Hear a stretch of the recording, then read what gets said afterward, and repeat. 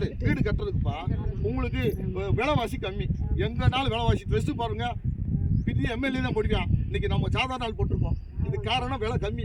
யாரு எல்லா விஷயமும் எல்லாத்தையுமே நம்ம வந்திருக்கோம்ப்பா. அதனால உங்களை சந்திக்கிறதுக்காக நாங்கள் வந்திருக்கோம். இந்த 4 விஷயம் தான், இது ஒன்றும் கிடையாது. யாரு இது நல்லதா கெட்டதாயா சொல்லுங்க, நல்லதா கெட்டதாயா? மத்திய அரசியலுக்கு சம்பந்தம் இல்லை, இது மத்திய அரசு. இந்த கோரிக்கைய நாங்க மேலிடத்துல நாங்க பரிசீலனை பண்ணுவோம், 100% பண்ணுவோம். என்ன தலைவர 100% பண்ணுவோம். என்ன சொல்றீங்கன்னா அனைவருக்குமே வீடு கட்ட திட்டத்துல உங்களுக்கு ஆவாஸ் யோஜனான்னு சொல்லுவாங்க, போங்க. இல்லைன்னு சொன்னா மைந்தரனை பாருங்க, யாரு வாங்கி கொடுப்பாரு இல்லையா? நீங்க யாருனாலும் பார்த்தா இவர் தான் ஒன்றிய தலைவர். இவர் என்ன செய்வாரு, எல்லா திட்டங்களுமே உங்களுக்கு வாங்கி தருவார். யாரு வீடு கட்ட திட்டம்ப்பா, அவரை பார்த்தோம் இவரை பார்த்தோம் கிடைக்கல, லஞ்ச லாவணி கொடுக்க வேணாமியா. யாரு 10 காசு கொடுக்க கூடாதியா, லஞ்சம்ன்ற வரக்கூடாதியா. அந்த லஞ்சம் இல்லாம நம்ம பயணிக்கணுமியா, அதுதான் நம்முடைய நோக்கம். அதனாலதான் இருந்திருக்கோம். அதனால இதுதான் விஷயம், வேற ஒன்றும் இல்லை. இது ஒன்றும் கஷ்டம் இல்லையா. உங்களை மக்களை சந்திக்க வந்துடும், எந்த பிரச்சனை இருந்தாலும் சொல்லுங்க, உங்களுக்காக நாங்கள் குரல் கொடுப்போம், வருவோம். இதுக்கும் அரசியலுக்கும் சம்பந்தம் இல்லை.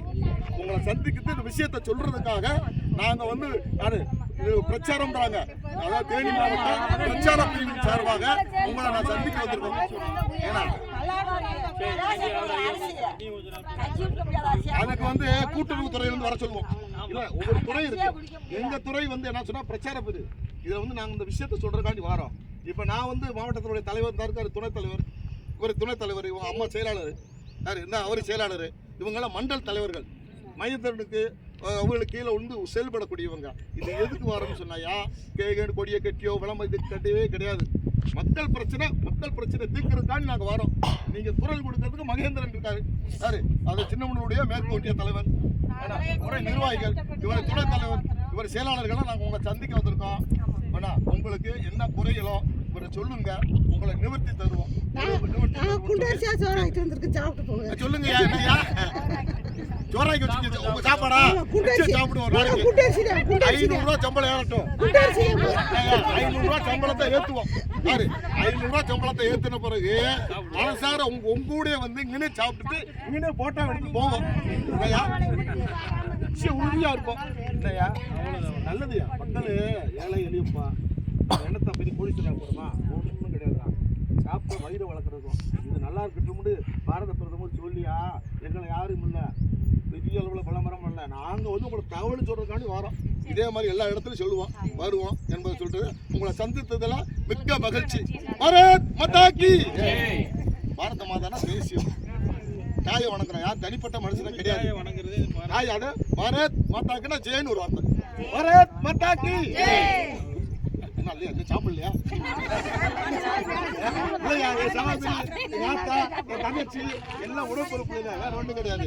எல்லாம் உடன்பொறுப்பு தான், வேற ஆடு கிடையாது, கூட பிறந்தாதான் கிடையாது. அதனால அன்போட சொல்றேன். ஒரே ஒரு முறை குரல் எழுப்புறது மாதிரி காடு எங்க யார் பார்க்க போறோம், ரெண்டாவது பார்க்க போறாங்க.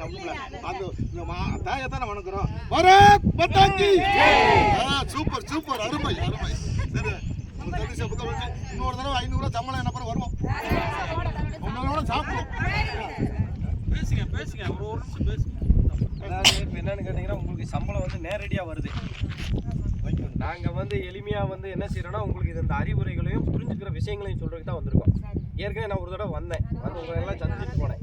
என்னன்னு கேட்டிங்கன்னா மினிமம் வந்து பேலன்ஸ் 1000 ரூபா வச்சுருங்க அக்கௌண்ட்டில். உங்களுக்கு வர்ற இப்போ சம்பளம் இருக்குல்ல அதில் 1000 ரூபா வச்சுருங்க.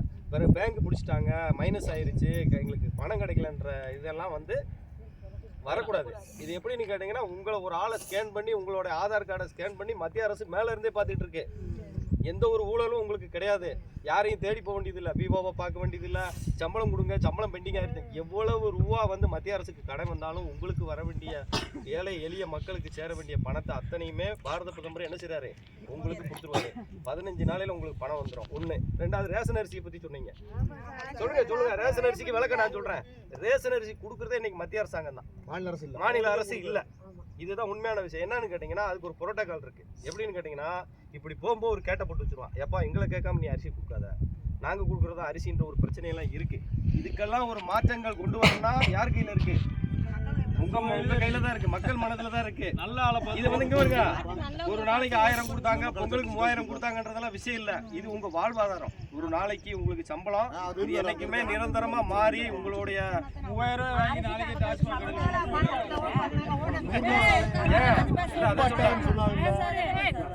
அதை சொல்ல நான் என்ன சொல்றேன்னா வாழ்வாதாரம் அதை விட்டுருங்க. பணம் வருது கொடுக்குது அதை விட்டுருங்க. இது வந்து நிரந்தரமா என்னைக்குமே நீங்க வேலை செஞ்சுக்கிட்டு இருந்தீங்கன்னா இது மாநில அரசு கிடையாது, மத்திய அரசு. உலகமெங்கும் இங்க இல்ல, கேரளா, கர்நாடகா, ஆந்திரா, உலகம் எல்லா இடத்துலையும் இதே மாதிரி மக்கள் என்ன செய்யறாங்க, இந்த பாரதிய ஜனதா பார்ட்டியை வச்சு பயன்படுறாங்க. அதனால உங்களுக்கு நான் விழிப்புணர்வை தர வேண்டியது இல்லை. ஒரு தடவை யாரோ பணம் கொடுத்தாங்க வாங்கினாங்கன்றதுலாம் விஷயம் இல்லை. இது வந்து டெய்லி பேங்க் மாதிரி அரசு வேலை நீங்க செய்றீங்கன்ற அர்த்தம். எது நீங்க செய்யற வேலை அரசு வேலை, மறந்துடாதீங்க. இது அரசு வேலை, இது உங்க கையில தான் இருக்கு. நீங்க யாரை கொண்டு வரணும், எந்த மக்களை கொண்டு வரணும்னு உங்க மனசுல தான் இருக்கு. அதை நீங்க எப்போ கொண்டு வரீங்களோ, இந்த பாரதிய ஜனதா பார்ட்டி